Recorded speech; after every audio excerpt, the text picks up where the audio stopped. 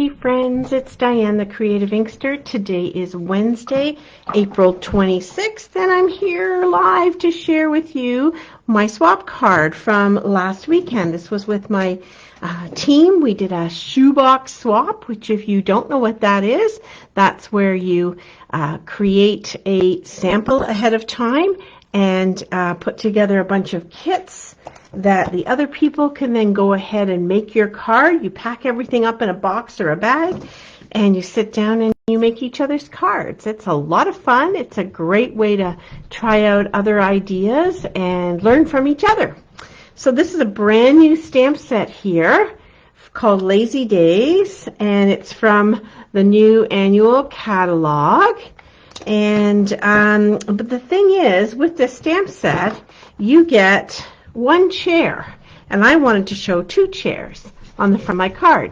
So that's what What's Up Wednesday is all about today, is how to take this and take one chair and make it into two directions so you can have it rocking in both sides. Alrighty, if you're out there watching live, please leave me a comment. It really helps me with my reach to new people. And if you are watching the replay, leave a comment as well, and then we can connect back and forth, and I'll know that you were here. So don't just be a lurker. Let me know you're there.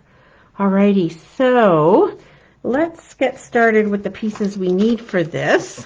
So in preparing for the shoebox swap, I gave everybody a card base, which is 5.5 by 8.5, scored at 4 1/4 and folded in the middle.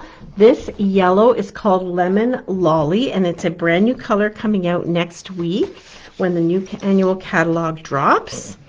So there's the card base. Hi Brenda. And then here is an embossed piece. This time-worn type 3D embossing folder is carrying over, and it's a nice one that I like to use. And the layer is 4 by 5 1/4. It has some words on it, but it really doesn't spell out sentences or anything like that. It's just kind of a nice everyday use of an embossing folder. So I'm going to glue this right down because I'm not putting any ribbon behind it or around it, so I don't need to worry about that. I'm just going to glue that down on the front and give it the nice little edging border that we do. And this is another beautiful new color called Boho Blue. It's an in color.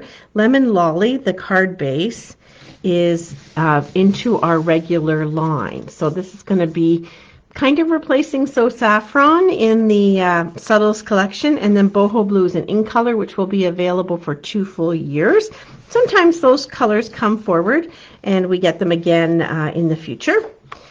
And then I've got a piece of white on which we're going to do the stamping, and then this color here, which is a little bit of a layer on it. So my white is 3 by 4 3/4, and then my color here, which is another new color called Pebble Path. I'm just double checking. Yes, Pebble Path.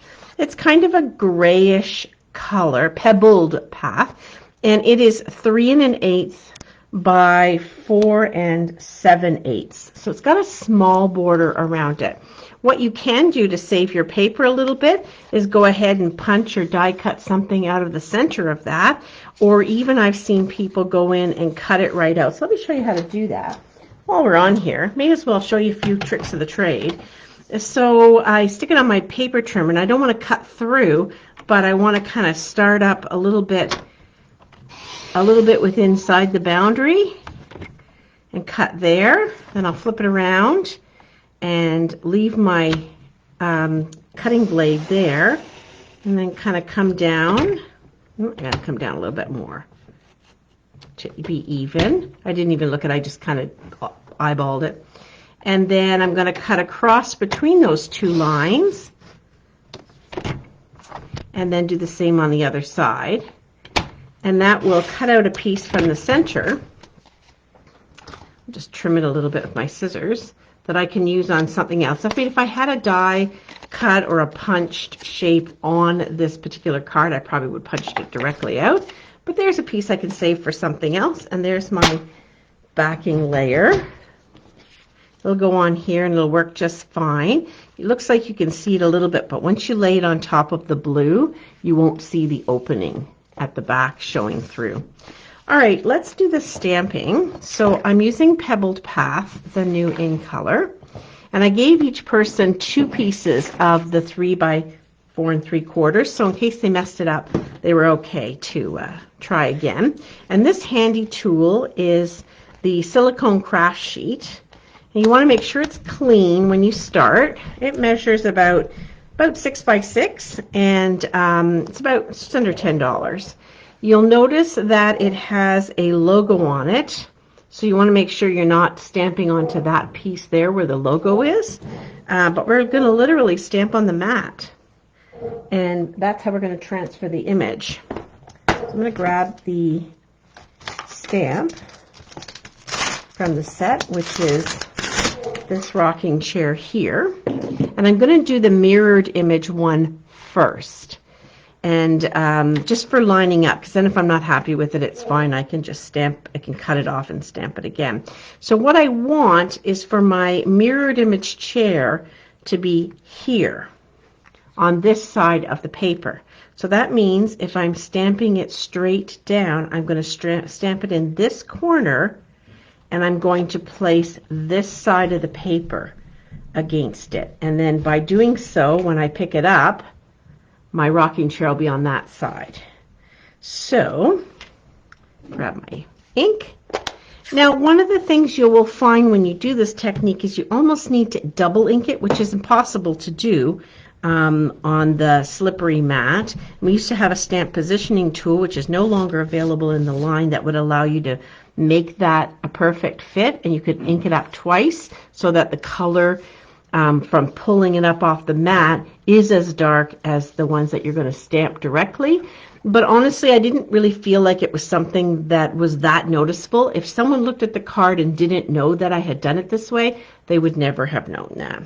So I'm going to ink it up, get a good amount of ink on it, and you want to practice this a little bit, and I'm going to put it in the bottom left corner, leaving a little bit of an edge. So I'm going to press down, and I'm going to press really well on the stamp and lift it up. Then I'm going to take the piece of white, and I'm going to line it up along the base of my silicone mat and have it straight. And I'm going to press down on here, and that's going to transfer the ink from the silicone mat to my card. Check it out. How cool is that? That turned out to be a great image. So you probably want to take a baby wipe or whatever you have and clean off that side so you don't forget. So that's nice and clean. All right, so then the next thing I was going to do was put the table in, because I'll put the other chair in afterwards. But rather than trying to see if I can get them to a spot where this would fit evenly, I just decided to do the table next. There we go. And you can see that this chair is a little bit lighter, but I think this might lighten up a wee bit as the ink dries. And then we'll take the chair and we'll put that over here. And there we go. There's our chair. So like I said, unless you're really looking at it and expecting it to be a little bit lighter in one than the other, it's not something you're going to necessarily notice. So I wanted to add a little bit of color to my drinks. So with the lemon lolly and a blender pen, I'm going to pick up some ink off here. So when you first have your ink pad, there's not going to be something in the well. You just want to keep it closed and squeeze it. You're not going to hurt it, but you have to squeeze it fairly well, and you'll feel it give between your hands. And when you do that, you'll be adding ink from the top of the ink pad into the well. The reason you don't want to be picking it up directly from the ink pad is if you're using a blender pen, there is some kind of liquid inside it that allows the blender pen to work the way it needs to, and it will over time drain out some color from your ink pad. So I just go into here, pick up the color, like use this almost like it's a a paintbrush, but it has a lovely liquid in it to help it keep moist and work well to add the color. So I'm just picking that color up. And then we also had a little bird. So did I die cut that bird out? Oh, here he is. Yeah. So I have this bird. So I'm going to bring my silicone mat in so we can see the bird better. That I die cut for everybody, and then they could go ahead and color the bird in the same way. It just adds a little bit to the card to have a little color to these base. So I thought the pebbled path looked a lot like some of the fencing that's in my neighborhood that people have in their backyards, and I thought it looked quite nice. All right, so there's our bird colored with the corresponding lemon lolly. And now we're ready to put our ready to do stamping. Gotta do our stamping. So here's our greeting. The one I used was, it's always a good day when we spend time together. So I wanted to leave some space at the bottom for that to fit. So that's what we will do. We'll find the greeting. When we spend time together is here. We'll just tap that in the boho blue and tuck it underneath. The table sort of centered on this layer. And my cleaner's not handy, that's okay. We'll grab a different block. And we'll do the other greeting, which is, it's always a good day. Who wouldn't have a lovely person to give this kind of card to? And with photopolymer, it's really easy to see where your placement is because you're looking right through the stamp. All right, the only thing left is to add our bird and to embellish it up a little bit, then we can just assemble. I'm going to add a little dimensional to the back of this. Looking for my dimensionals here. They were close at hand. Oh, I think I have some over here. They're always somewhere in the stamp room. They're always somewhere not far away from me. And it's a small bird, so I'm just going to cut a little segment off of the edge. Normally I have one with an edging already open to me, but this will work just fabulously. We also have mini glue dots, which I don't personally use a lot. I like the regular size ones and just cutting them up if I need them, but they have their purpose too. So there's the bird coming by. There's another bird in this stamp set that would sit on your chair or on the table or maybe even go with the birdhouse. Okay, and then I need a little bit of embellishments, which are here. Where are they? I don't have them handy because we used them the other night for a different class, so they're kind of tucked away, but that's okay. You'll get the idea. So we're going to glue this on here. Now that we've cut the center out, we want to be careful to put the glue just around the edges and not through the middle, or it'll just get all sticky. There we go. It's got a thin border, just 1/8 of an inch all the way around. Actually, I guess it would be 1/16 of an inch all the way around. But it's enough to show it off nicely. And then I'm going to pop this up on some dimensionals. Look at that, I didn't need that extra piece. Worked out just great. So, all you need for this is a silicone mat to do this kind of technique, and you can just think about the other kinds of stamps in your collection that could be wonderful mirrored images. You might have a flower or a bird that, or hummingbird or dragonfly or something that goes only one sort of direction that you might want to change up. I did find with this technique that line art images, so ones like this, versus something that's a solid image. So something like this would work really nicely, but anything that has a full-on solid image is difficult. Hi Trina, it's beautiful, isn't it? Yeah, so what you want to maybe, good luck with it. It did not work well for me. I found that the line art images worked a whole lot better.